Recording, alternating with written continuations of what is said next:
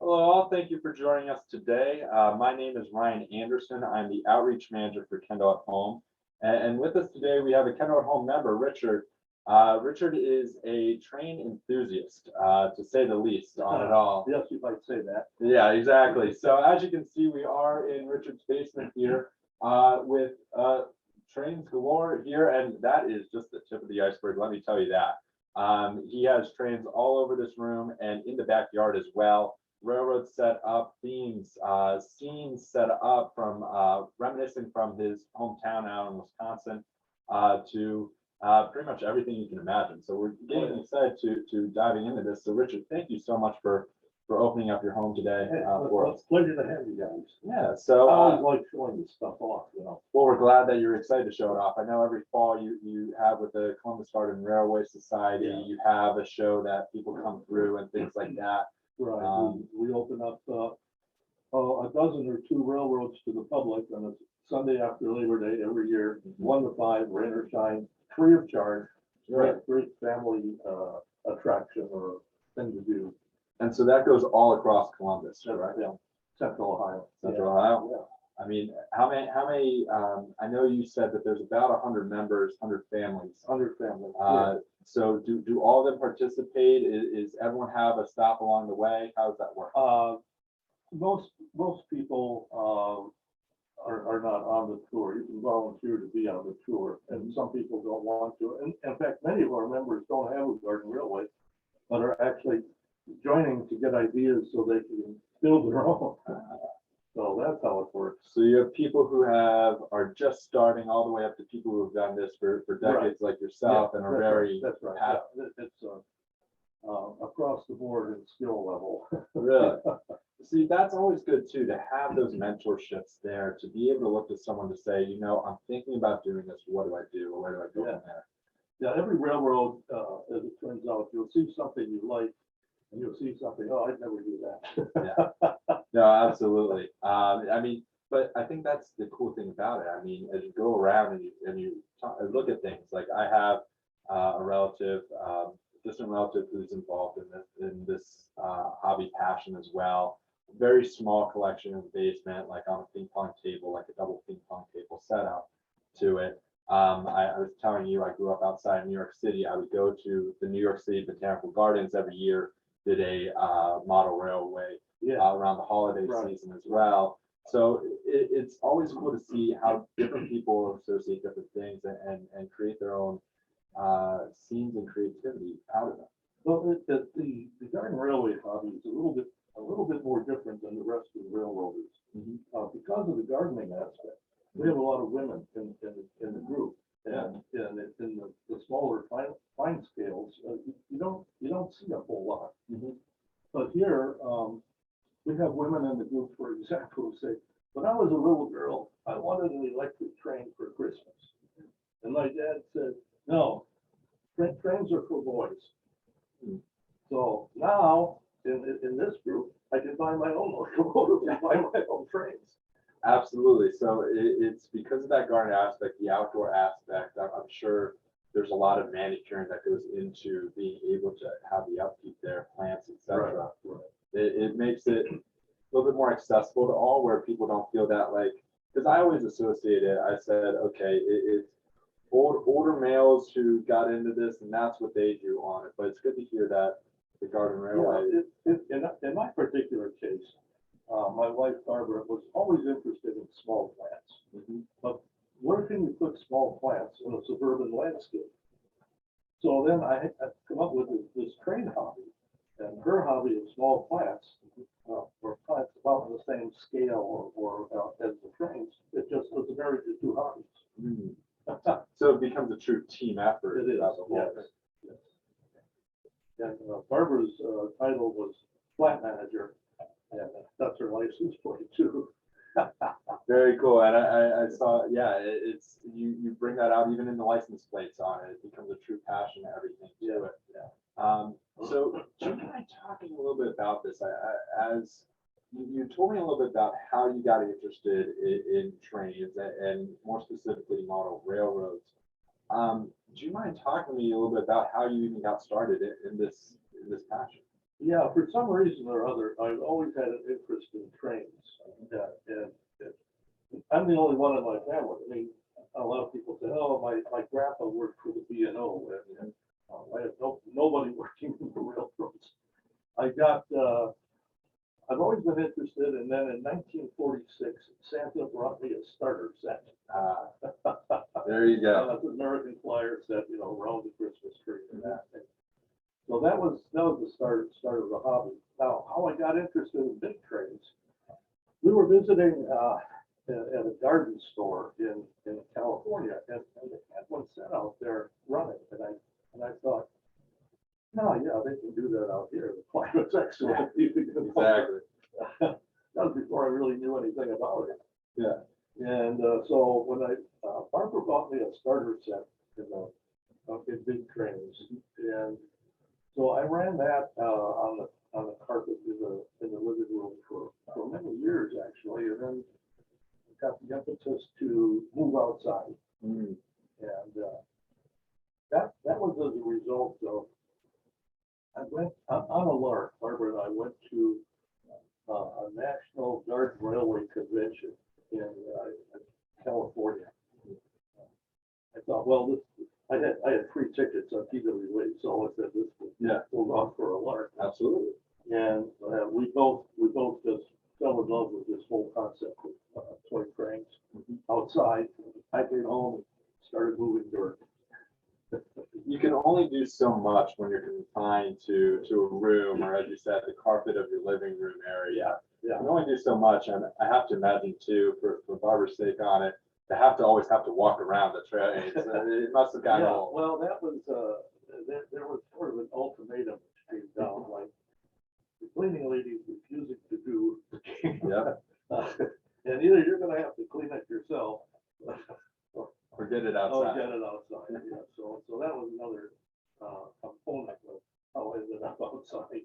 Okay, yeah, so you get outside because, it's difficult to clean the area, not enough space and things like that.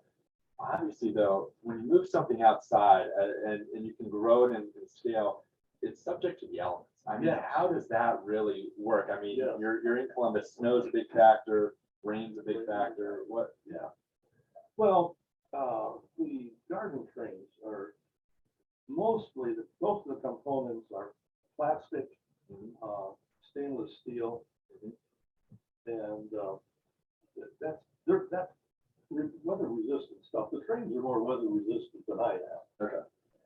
What some people have a little problem with is these nice, beautiful trains that are immaculately clean. They're going to get dirty. They're going to get wet. Yep, that is true. So you got to overcome that one. So do you have to clean them with rags and stuff like that? Like stuff. I'm thinking even the paint can wear over time. Yeah, but paint, it hasn't been an issue. Okay. It hasn't been an issue. I have for dusting, I might use a small paintbrush. Custom that way. Or put a garden hose on them. That works too. So, and then I'm thinking too. So, I'm kind of familiar with model railroads. I'm not too well versed into it. How do they run? Is it electrical wiring on the bottom? Is it it's not battery powered, is it? Some are. Okay. In fact, there's sort of a trend to battery power right now. Battery power remote control. Okay.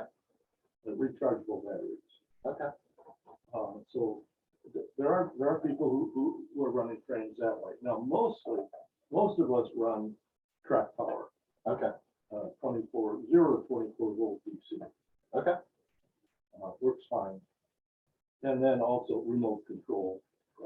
Naturally, to be able to control the train forward, back, and stuff like that. Speed. Yeah.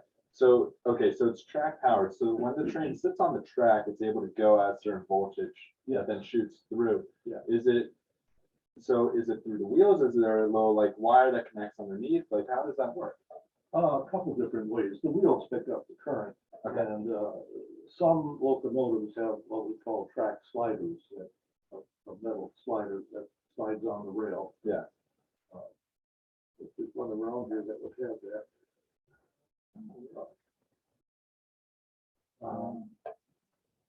The green one up there might have that. Want to take a look at that one? This one up here? Yeah, you see a track slider in there? Looks that way, yeah. Yeah. So let's see. So here you go. Yeah, this is a sure contact way here of getting current to the. And I love locomotives that have track sliders. They're the most reliable runners. Okay, so instead of working through the wheels there, In addition to. the wheels, In addition to. Yeah. so these little plugs right here will keep it in line. Yes. to- And pick up more current. Very cool. So here, I'll bring it closer for all viewers to kind of see to it. But you got the train. Then you got the wheels right here, which will pick up the current. And Richard, please correct me if I'm saying anything wrong. But then you have these track sliders here, which keep it on, which also help pick up the current. Well, actually, they're more electrical pickup. They have no guidance, Okay. no guidance function. Very cool. Very good. You can set that on the table when you're done. Yeah, so right here, so we Yeah, have it so for later. there's one manufacturer who will not use track sliders, and he and I will go through our respective Differences on that. Agree to No, disagree. That's about it. So, okay, so when you look at different makes and models and things like that, I know that there, are there certain ones that are better than others? Or are there certain ones that you have preferences for? Do you like to find ones that have reminiscence to connections to you in some way, shape, or form? Like how do you go about choosing trains? Well, that's a good question. Without sounding like I'm a commercial, but if I'm running trains outside for an open house, Yes. I want that locomotive on it somewhere to say LGB. Okay. But LGB's out of business now, and a lot of their stuff was taken over by PICO, PIKO, or PICO. I don't know. People pronounce it different ways. Okay. But that's good stuff. This up here is a PICO locomotive and tender. So what was it about the LGB and the Pico Well, systems? quality. Quality, sturdier, or some of that, and most with German made, hand built. okay, yeah, you get the handmade instead of the robot machine based, a little bit better Right. quality, will last longer. I assume? Longer. Okay. Yeah. You expect PICO or LGB locomotive to give you 2,000 hours of runtime out of the box. Okay, Nothing else will touch that. got it. Okay. So, It's considerable, especially because they're not running 24/7. Right. They're on when you want them on. right. So getting back to it, so you mentioned when you moved everything outside to it. Okay. There's those elements component to it. Yeah. So right now in Ohio, especially northern Ohio right now, we've been having a lot of rain. I know you were having some down here. Earlier, yeah. How do you deal with the rain? I mean, you're talking about electrical wires, you're talking about volts going through tracks. I mean, Yeah. we've learned from a young age, electricity and water don't mix. That's true. Well, but the low voltage electricity and water are okay. Okay. It works okay. In fact, that's one of the questions I always get, you know. So you talked about rain, and the most frequent question over the last 20 years, what do you do when it rains? Yeah, no, it's fair. There's an answer. So what do you do? I run trains. See, that's the right answer, you know, when life's giving you those cloudy, rainy days, do what you love doing. Yeah. Yeah. And in fact, with the handheld controllers, I can sit on my living room chair and run the trains outside. Oh, okay, so that's even better. So you can sit, so do you sit and then look outside the window and Right. watch them run? Yeah. That's actually awesome. That you can do that. That like you can be like, you know what, I'm gonna run the trains and get that outside enjoyment that I wouldn't have. Yeah. Protected from the elements. I don't need to be out there. The trains are more weather resistant than I am. Okay. Well, that's good. That's always a good thing too. Like, you know, like you can move, they really can't move from where they are. So I know you had sent some videos onto of snow. I mean, we're just getting out of winter. We're getting out of winter here. I thought we were out of winter, and then snow came through again. But if you don't mind, I'm going to put up the snow plow, and then you can. That's the best thing. When one of the manufacturers came out with a snowplow in the year 2000. I had to have one. Yeah, absolutely. So let me share this, and Sue, please let me know if you can hear or see anything at all. We're gonna play this here. And we're It's gonna play full screen and it looks like it should be ready to go. perfect. So Richard, Yeah, so we had a light snowfall last night. here's a little Gotta get out the cleaning crew a here. couple years ago of your railroad station, which we're Right. excited to get to see here in a little bit too outside. So can you talk about what it's like when it snow falls and what you have to kind of go through in order to keep the traffic? Well, if there's a lot of snow, and we're talking a foot or more, Yeah. there's no railroad. Yes. So the snow is not the scale. when it would cover the train, you're kind of out of luck. Right, when it covers the tracks and you got an inch and it's not soaking wet, Yeah. then I could follow it. Okay. So I know too, as it plays along, I know there's some parts where it looks like the snow's moving right now. Yeah. I know there's some times though when the snow kind of stops the train. Stops the train. Because it's back either up at big speed. Yeah, exactly. That's the other thing too. Like it will keep ramming through. Like, so what kind of happens with that? I know when it gets like very, very dense, when it gets very wet out, when it's not like this light fluffy stuff. What do you kind of do? Yeah, here we come up the back stretch. In Columbus, it doesn't stay around all that long. Okay. Yeah.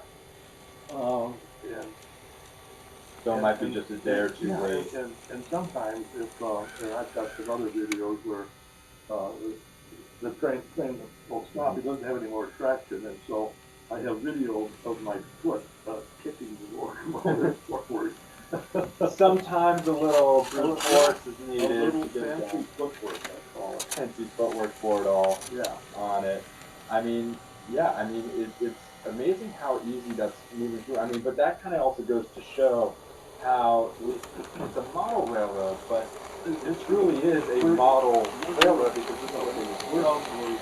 We are real railroaders, Yeah. albeit on a tiny gauge. Yeah. We So, have the same problems that the big railroads do. We have Mhm. washouts, we have vandals. Yep. So far, all of our vandals either have feathers or 4 legs.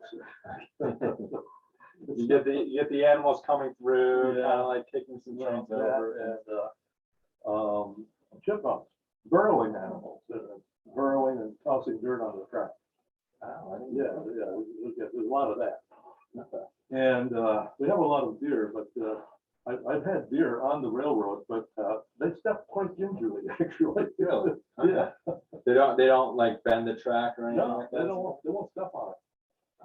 No.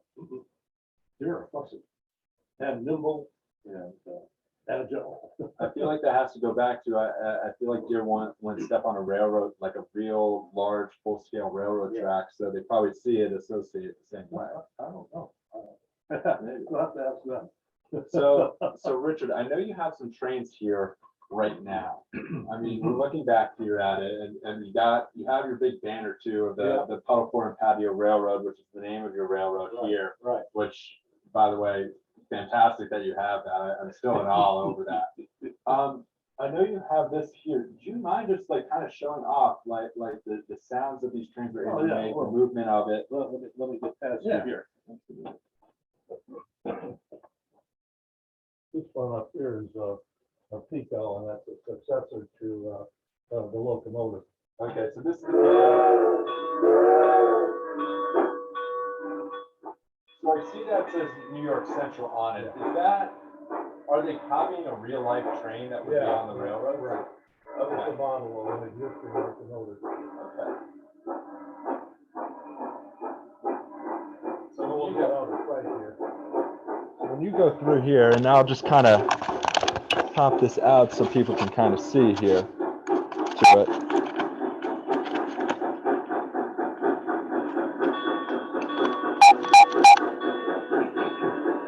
But so it truly is a model of what would actually be going on too. So like I was gonna say you even have a caboose going.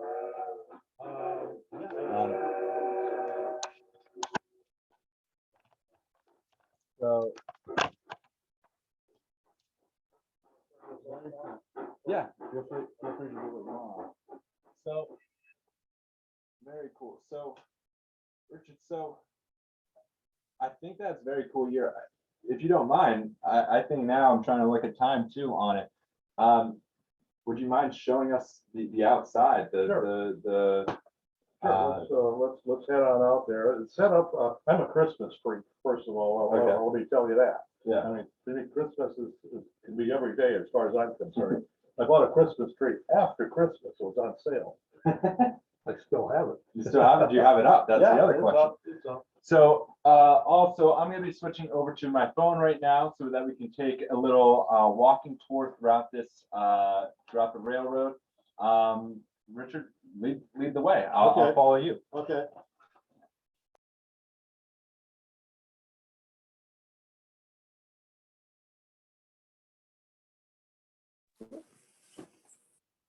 So we're now following here, and so feel free to comment if there's any questions, if people have any comments, if people want to see anything in particular as we're going through. So now exiting here.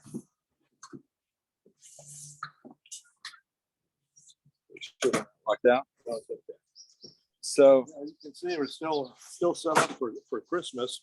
Yeah. Usually I have this taken down by now for the fall railroad. Mhm. And I thought that to do something different, that my fall railroad would be the Christmas railroad. okay. So this stuff I'm planning just to keep up, and then I don't know how much longer I'm gonna be doing this.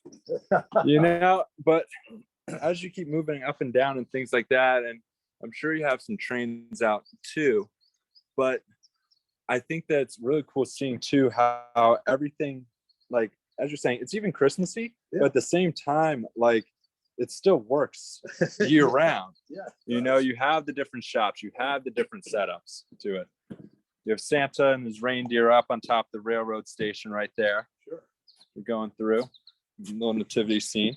I have some videos of the summer railroad too, and And we can show those too, yeah, on the inside too. so this is probably one of my favorite toys. This was the snowplow you saw in the video, Okay, and there's a brick in this one that helps hold it on the track.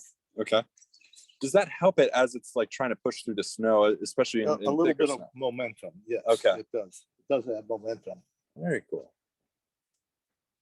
So, do you mind if it runs or It needs something to push it.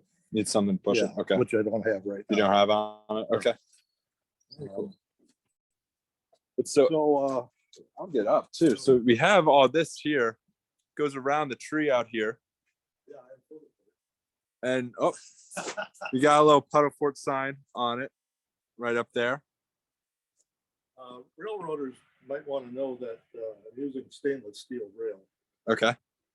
So what does the stainless steel rail do for the track? It's it's resistant to dirt. Okay. Stainless steel, brass, which everybody started with, brass oxidizes, and the oxide doesn't conduct the electricity. Okay. Stainless steel oxidizes, but not very much, but its oxide does conduct the electricity. Okay. And so it requires minimal maintenance. Okay. So the stainless steel makes it very minimal, Much lower maintenance. able to maintain, last longer, things like Right. that. Yep. Now, Richard, I feel like that's the chemist coming out of you as you're talking about the oxidations and everything like that. I feel like I'm going back to school on this. That's all right. But no, Simple concept. you started off as a chemist, correct? Yeah, I'm a retired scientist. Chemist. Okay. And so you worked with Chemical Abstract Chemical Services, right? Abstract Services, a publishing house. Okay. So for someone who doesn't know, and I'll kind of flip this around now too. So for someone who doesn't know what the Chemical Abstract Services are, what do the Chemical Abstract Services Okay, do? what we do is we read the world's chemical and scientific literature. Mhm. We summarize it. We publish it every week in printed form or online these days. Everything you search it online. Okay. And the staff here in Columbus, Chemical Abstract, which is now CAS, I have to point that out. We could read any of 57 different languages. Okay. And summarize in English what they said. Okay, so you're able to take basically the world's knowledge on chemistry And translate it and bring it down into a digestible form. exactly. And most people, our customers are actually libraries, big research forums, schools, universities. Yeah. Not the man on the street. No. If you handed me, I mean, I took some of these courses. If you handed me this now, I'd be like, I have no clue what you're talking about and all this stuff, even if you brought it down to that digestible form. Sure. So Richard, do you mind showing more around this railroad track here and talking about some of the different scenes that you have set up and what you have? This is a village scene, and I've tried here. I had this Christmas tree set up and some skaters. This is like Rockefeller Center. Okay. All about, I call it. Yep. Rockapoodlefort Center. Rockapoodlefort Center. There you go. You gotta get the name play in there every once in a while to it all. And this is an eggnog well. Okay. Yes, the thing actually does work and go up and down. And the story here is we were drilling for oil, but we struck eggnog. Some might say that's better. So the old saying, if the Lord hands you a lemon, make eggnog. There you go. Over here we have a Snowman Factory. We custom build snowmen from imported organic North Pole snow. Okay. And we'll build to your specifications and install. So if you get a 4-foot snowman from us and you see that your neighbor has a 5-foot, well, you can trade it in for a 6-foot. So well, there you go. You got to win the neighborly competitions that you have going on. That's the deal. So you got like a box office set up, a theater, garage set. So Richard, obviously this does not happen overnight. I mean, how many, like, it was years in the making. How do you go about building something of this grand scale? I mean, this is going this most of your backyard area. This did not happen overnight. I started laying track in 1990. Okay. And I expanded. This area here is about 4 times larger than it was. Mm-hmm. And then the track went down. That'd be the first thing. Okay. And then plants. And meanwhile, for the last 30 years, I've been collecting these ceramic buildings. Yeah. They're all lighted. Okay. And what we're doing here, actually, we're looking at Christmas lights midday. Yeah. They're not seeing much. Yeah. Yeah. So you even have the Christmas lights in there. Yeah. People might be able to see that as they're going too. So it takes years and years and years. And I see a carousel over there, so I'm gonna want to make my way over there, obviously. So it takes years to build. Is this like, how did your wife not be like, this is getting too much? Like how at some point, I know some people have hobbies. Yeah, it keeps me off the streets. That's another way to look at it too. Like, I'm here spending time with you, and too, especially like the garden setup to everything to it all. I mean, all of this is just so. At what point? Here we have a candy cane farm. Yeah. And what we do here is we grow the candy canes from seed in the greenhouse, and then we set them out in the field to harden up. And when they get to the right size, then we can pick them and eat them. Oh, very nice. Very cool. So when you're trying to create a picture, a scene and stuff like that, what goes into trying to figure out what your scene's going to be? Obviously you did a Christmas theme to it. Yeah. But why, okay, for example, why the candy cane farm? How does that creativity come out? That's because I have these wacko ideas. They're fun ideas. Well, yeah, okay.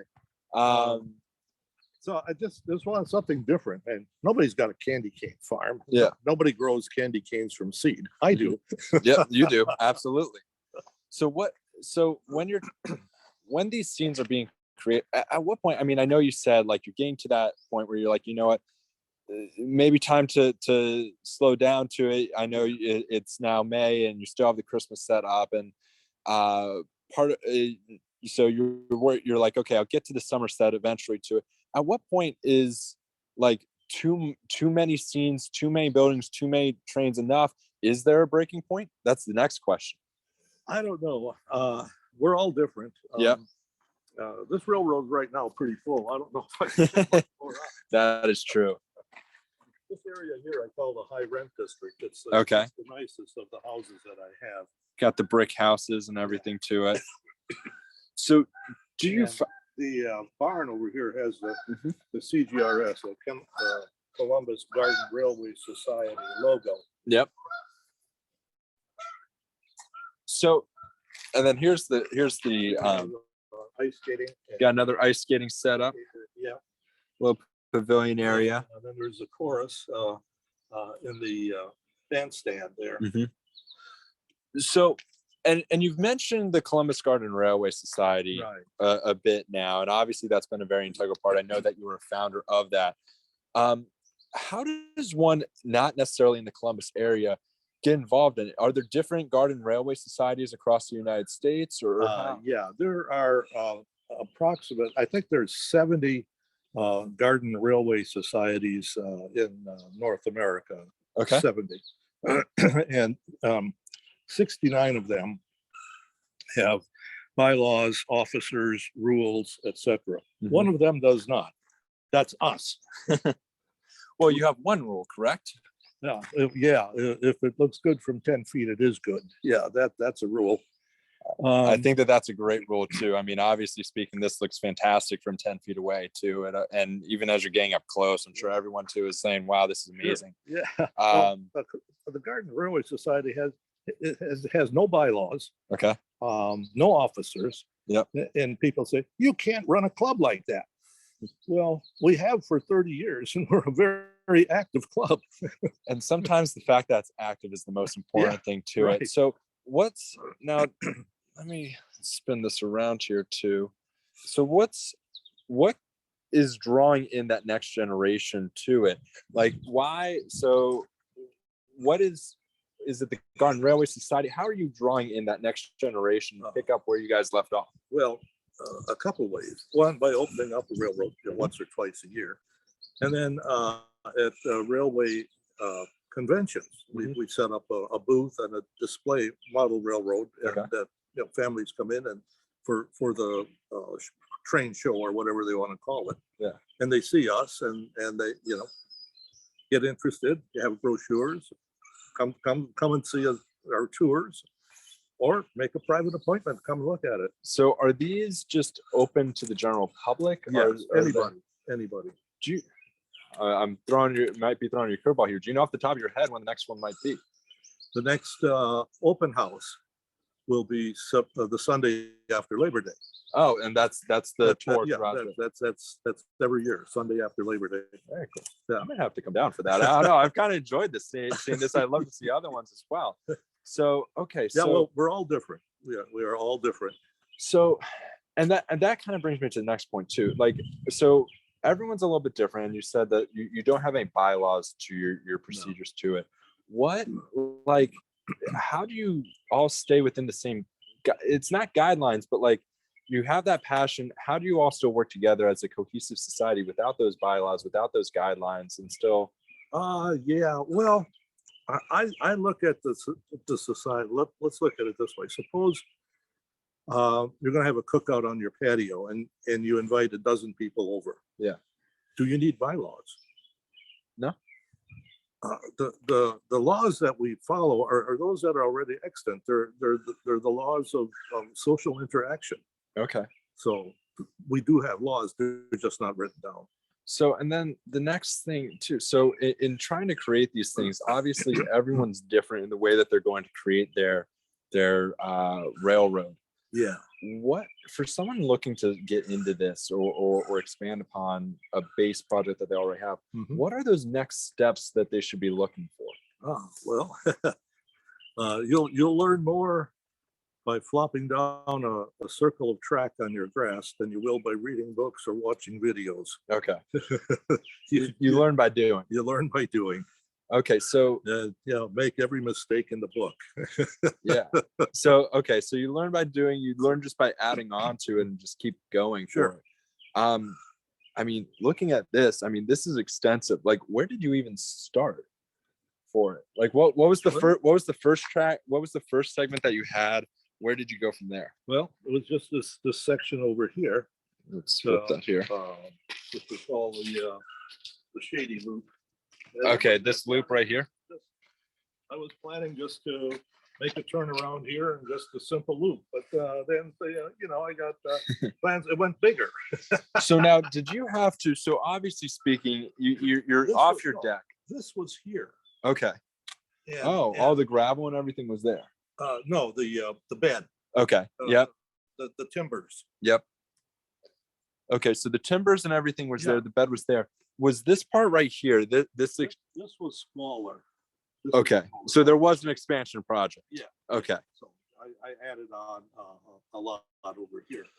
And it turned out that the size of the railroad over there by the breezeway. Yep. Just exactly fit the large radius curves of the track. Oh, I didn't even think of that. So Yeah. actually, I'm gonna go back over there just to kind of show it off. So So I have a combination of sectional track and long rail pieces that we bend with a rail bender. okay, so obviously speaking, as you're talking this through, there's gonna be some that are just that came with the track. That's probably how it came. I'm thinking probably this is probably a standard curve to the track. No, this started off as straight rail. Really? Okay, so this is part of the rail bender. Yeah, and a rail bender bends it. And Okay. This up here, this is called tie strip, and it comes in 1 foot sections, and you Yeah. just kind of thread it on. Okay. Yeah. So then that's the next thing too. So as you're talking about this, so like the base, obviously you went, it looks like traditional where Yeah. I'm thinking a classic railroad has rocks underneath. They add in the logs and then they add in the rails above it. Yeah. Is that standard for a model railroad too? No, my track is floating. Okay. Some Yep. people will try to screw it into 2x6s. Yeah, you can do that, but you really don't need to. See, this floats. You can lift this whole thing up. Okay. I mean, it's just like Amtrak. Yeah. The track. just floats You on the can ground. lift it as well. So, okay, what's the benefit of then screwing something in versus just having it be floating? I'm not sure there is one. Okay. Because if you're gonna screw the track down, you may get kinking from expansion contraction because this stuff will get, you know, The I mean, weathering if and stuff like that. If it's 100 degrees and full sun, this track is closer to 140 degrees. Okay. It gets really hot. Yeah. That would not be fun. Yeah. So with the floating aspect of Mhm. it doesn't make any difference. Which you, Expansion contraction. and again, the floating aspect to it is where you picked up like right there, right Yeah. on it. Uh-huh. it's not connected to anything. No, So it's just- laying on crushed number 9 limestone. And underneath here, I have, what I did, I took 4-inch drain tile. Okay. And sliced it the long way. And used that as the road bed. Yeah. So as you can see, yeah, he put the plastic piping there. Yeah. To it, filled it with the rocks, Filled it with rocks. and then And that's it. left the floating rail bit on. Yeah. Very cool. So And these things. Yeah. European ginger. I did not plant any of this stuff, and it's popped up all over the place. I think that's part of the beauty of it being outside though, because you don't know what's going to pop up there to it. I mean, I saw some roly-poly pill bugs there, wherever like that, growing. Stuff They like come that. with- Yeah, they come with, but and aerate the soil and everything to it all. I'm curious, is that part of the burrowing effect that you were talking Yeah, about there? that's, So let me try and get a little bit closer to it. that is or was a critter hole. So you weren't kidding when They you were were here. talking. They were here first. They were here first. That's the other thing too. Like they see a tree, they see a place that they can burrow under, they're gonna take it. I mean, I see the Ohio Yeah. we have On a there as Ohio well. logo barn. Yeah. logo barn on it. This was built by one of our members who builds these things from scratch. Oh, so he built the barn. He built the barn. Yeah. Really cool. Yeah. See, I think that does that also come benefits of being part of the Garden Part of the Railway? member, Yeah, I got a guy. I have 7 of the works by Jim Kimmel. The gazebo, the bandstand is one of his, Okay. and this barn is his. So now, obviously speaking, like it looks like you don't leave the rail, the trains out. Do you keep them in the basement and bring them out here when you want to run them? Is that- Usually keep them in the garage. In the garage set. Which is, Okay. which is more convenient. Yep. I have some stuff downstairs. So. Okay. Very So, cool. Everything's downstairs now. Okay. So as you're going through this here on it, so you have starting points, you have straight track, you have bending track to it. Yeah. You mentioned the need to actually do a railway bender to it. Did all this track start off as straight track and you had to custom bend it? No, some are preformed sections, Okay. and you can buy in several different radiuses. Mhm. I have a mix of stuff because, and a mix of how to lay it, because I was a newsletter editor for 16 years. Okay. And if I want to talk about laying track, I got to see it. I can't talk about stuff I don't know anything about. That's true. So I tried several different ways and write about it. So you were the Columbus Garden Railway Society's newsletter editor for 16 years. Yes, I was. What was the most fascinating story that you had to write a piece on? Oh boy, I don't know that. You don't know that? Okay. But speaking of writing, Barbara was the garden columnist for Garden Railways magazine for a few years. Okay. Garden Railroads at that time had a circulation of about 40,000, I think. Really? So we were both writing. you were both writing, and you're part of a large community too. 40,000 is not a small number by any means. Right. At all. So very cool. So I know you were talking earlier too about the fact that this track kind of laid into it. As you can see too, you have one track that's lying up here and connecting it and going there. Yeah. But you have a double track here. What's the purpose of, so you have the railway switch right here. Yeah, it's a passing track. It's a passing track on it? Storage track. Okay. Keep one train out here and switch them off. Run this one, then run. Why aren't you running the other one? Yeah, okay. Yeah. Some people want to see multiple go at a time, and some Yeah. people want to do that. And this particular track here, it's a back and forth unit. Got it. Okay, so we'll come back and we'll back in. Go back over to there and then stop and just go back, and that runs by a computer in the garage. Oh, okay. So there's the voltage where you can manually control it, or there's a computerized system that you can set up. Right, for back and forth. Yeah. So what goes into a computerized system to make the trains run? It's off the shelf stuff. Just Okay. plug it in. Okay. So I have another back and forth. I run my green trolley Yep. on this section through the village over to the church, a dead end, and then back over to here. Yeah. It's just a way of getting more trains running, and you don't have to pay a whole lot of attention to it, and you can still talk to people. Yeah. Very cool. Yeah, because you just have everything going. It's just going, and as you said too, it's a social aspect too of it. It is. They're conversation pieces. I mean, we've had a long conversation on this so far on it. So I can only imagine when you get a large group of people going in. And then looking here, I mean, so as you said, like you had to curve all this track to meet it, and it just so happened that all kind of fit in perfectly where the bed was. Yeah, you need a little bit of luck, A little bit of luck to it. It certainly goes a long way. I mean, to be able to have it fit perfectly to where you are, I mean, that's part of it too. I mean, you got a double track going there. Yep. Going all in. Very cool. I didn't even see that before, but the WXmas for the radio station. Yeah. That's actually amazing. Very cool. Well, so I know that you had a summer track thing that you wanted to show off a little bit too. Do you want to go back inside to show off those videos? That video, sure. Yeah. Sure, the summer video. So let's go do this here. So Ryan, while you're doing that, I'm gonna just put it out there. If anyone has any questions they would like to ask or anything they would like to comment on, please feel free to write in the question box or type in the chat, and I will forward that information to Ryan and Richard. absolutely. And Sue, yeah, I can't see the questions. So please, if anyone has questions in the chat, comments, Sue will pass those along. And Richard will be happy to answer any questions that you have, whether about the Garden Railway Society, his model trains, just general questions about trains. Actually, if I don't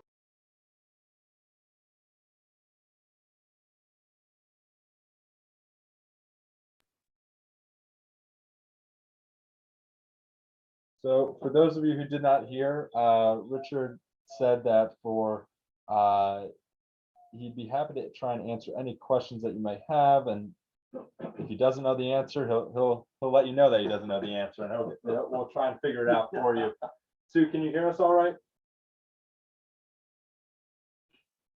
Take that as a yes. Yes, I can. Yes, I can. I'm seeing it typed in the chat there. So let me actually pull up here. You know that we had another video here on it. This was shorter. No, not that one. Y'all saw that one go. Let me do this one here. This the video? Yeah, that's the summer, that runs about 7 minutes. Let me do this now. Let me share my screen here on it. You'll be able to see this here. So as you can see here, I mean, I'm going to just fast forward because you kind of saw a little bit of this now. They're over in here. Trolley through the village. You got the trolley through the village to it. I know as we get into here, I mean, right here is where we start to get into more of a summer scene. Yeah. As you're going. So is that stored in the garage, or where do you store that? Yeah, it's mostly the garage. The garage just turns out to be the storage area for the current trains. So I can even get a car in it now. Well, I mean, you know, sometimes people are like, you know, garages are more for storage units as opposed to actual vehicles, which, I mean, when you have something as impressive as this, I mean, Yeah, this is stored in the garage. this is probably more important than the car, truth be told. A car is just a car. A car's just a car. You can replace it. This is meaningful. Difficult to see. There's a whole encampment down So there. what goes through it in picking the summer scene too? Now here's the next thing too. So you have this as a setup, right now. Set up every year, or do you just put everything back in the same spot? No, yes and no. Okay. Some things are the same every year, and some things we just create as we go. Part of the fun of it, right? Yeah. My niece Lynn, instrumental, comes down from Wisconsin to set up this railroad. Mhm. He just loves doing it. So, and you mentioned before too, this kind of draws on some of the inspiration from your hometown in Wisconsin. What as we're seeing the Green Bay Packers, Beetle right there, yeah. I have that. I have the Green Bay Packers. In fact, I'm co-owner of the team. You're part of that coalition of people who Shareholders. the shareholders. Yeah, I'm a shareholder. I think that's one of the most amazing aspects about that. They're one of the last teams that actively do that, right? They're the only one. They're the only one. So for those of you who don't know, well, Richard, maybe you should explain it because you're a shareholder. Well, yeah. Yeah, the Green Bay Packers are the only major national football league team that is not owned by some eccentric billionaire. It's owned by me and my friends. It's owned by the people who actively root for and support the team, and not a hedge fund manager somewhere or whatever like that. And yeah, who at the blink of an eye change cities and yes. take the team with them. No, that ain't gonna happen. That's not going to happen because you need the majority of you to vote on that. But yeah, so And this is Lake Lynn. My niece did set this up very nice. with colored stones, and here in summer, the Snowman Factory doubles as a freight depot. Okay. You got the double usage there on it. When they're not growing candy canes for the summer or for the winter, you got that going. The whole new milk cans. Okay. So I have a lot of that, cows and dairy and milk cans and all that. So are there stores like designated for model railroads, or what? How do you go about finding all this stuff? There are some. There are some. But key gauge stuff. Excuse me. Lynn did this baseball thing. Key gauge is a state of mind, and you find things all over the place. Yeah. For example. I have, the scene shows 4 golfers, one Okay. putting, 3 standing around. Yeah. I got those at, the Dance Outlet Mall in Oshkosh, Wisconsin. Okay. They're cheese knives. All right. Then you just plug it Yeah, into the stick 'em ground, into the ground. Pumpkin patch. but you would never know unless No, you no, were, unless I told you. unless you told, yeah. Some of the buildings, one of the churches is actually Third Peter. Okay. It's just the bottom tray off of it.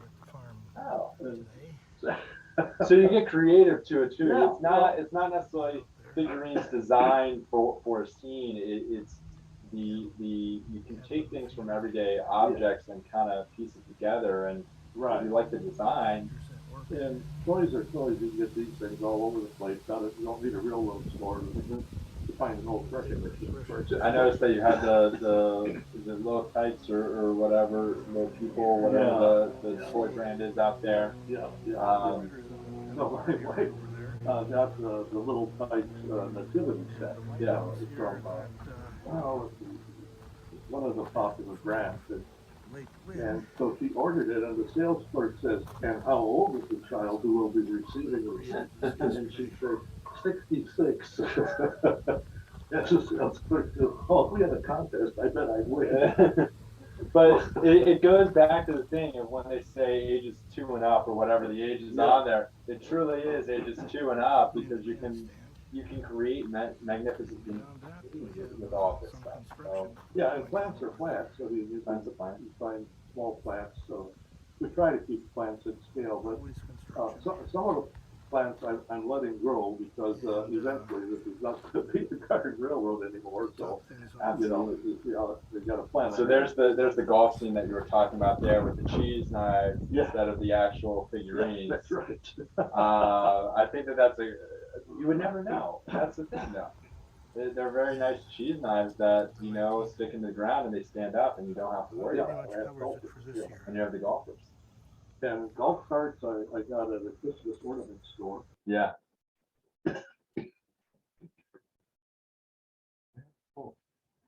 Well, getting close to the end of the hour here on it. Not sure if anyone has any questions. Sue, Lynn, I know you both are on. Do you have any questions for Richard as we've been kind of going through? My only question would be, Richard, what are you going to do with all your time?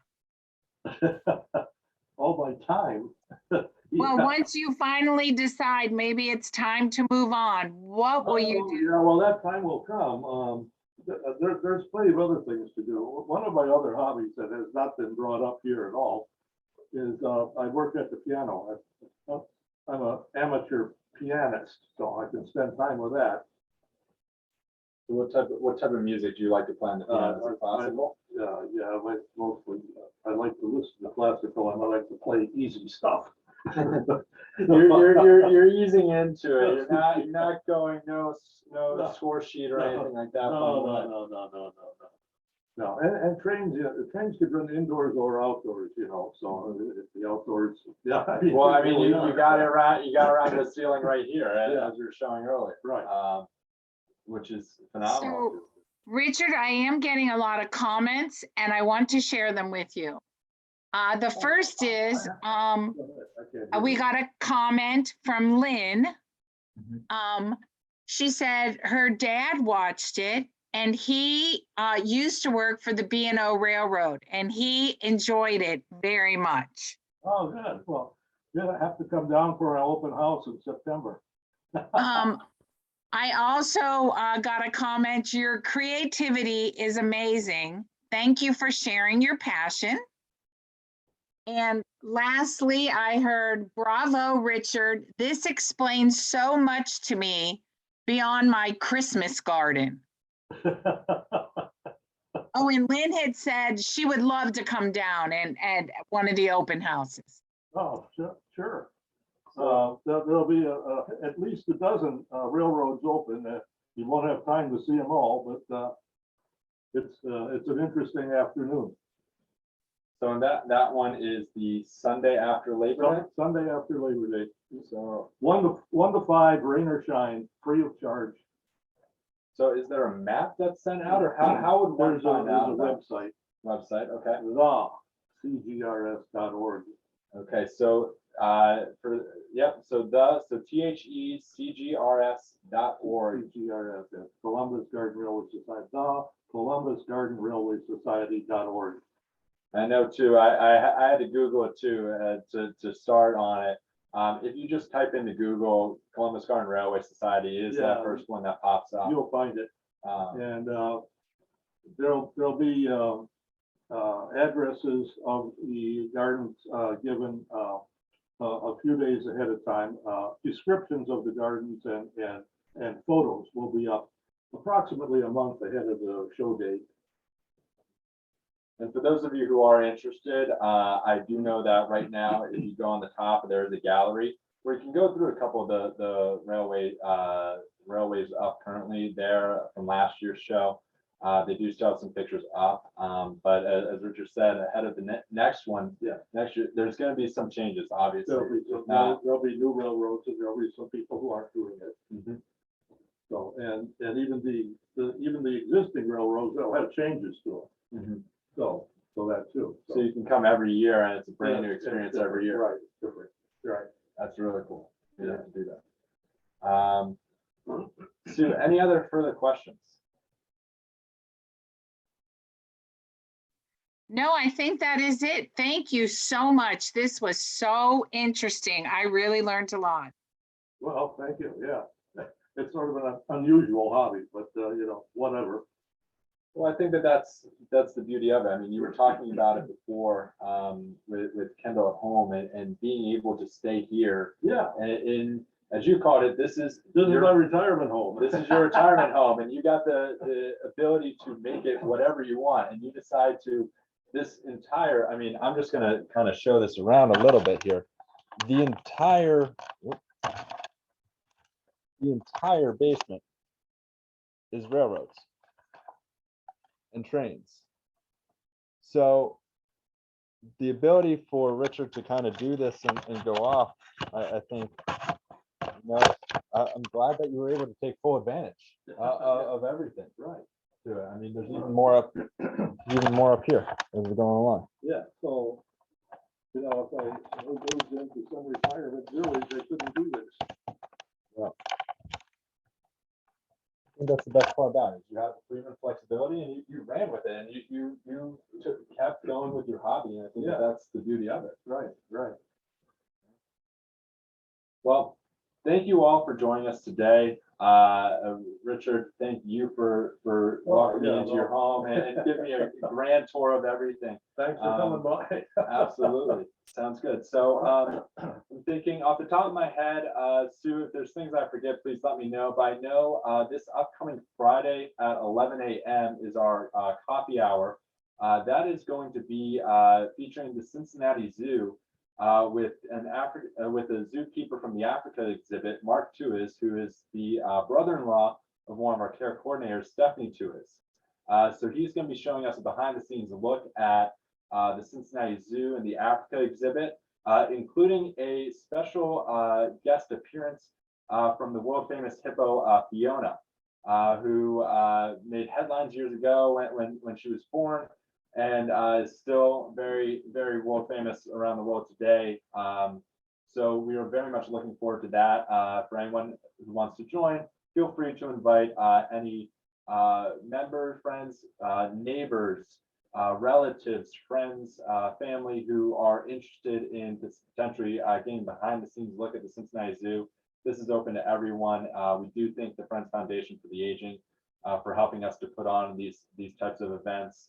And looking forward to seeing everyone this Friday, May 6th at 11 a.m. But without further ado, thank you again so much for joining us today. Richard, thank you so much again. Thank you. And looking forward to seeing everyone at the next event.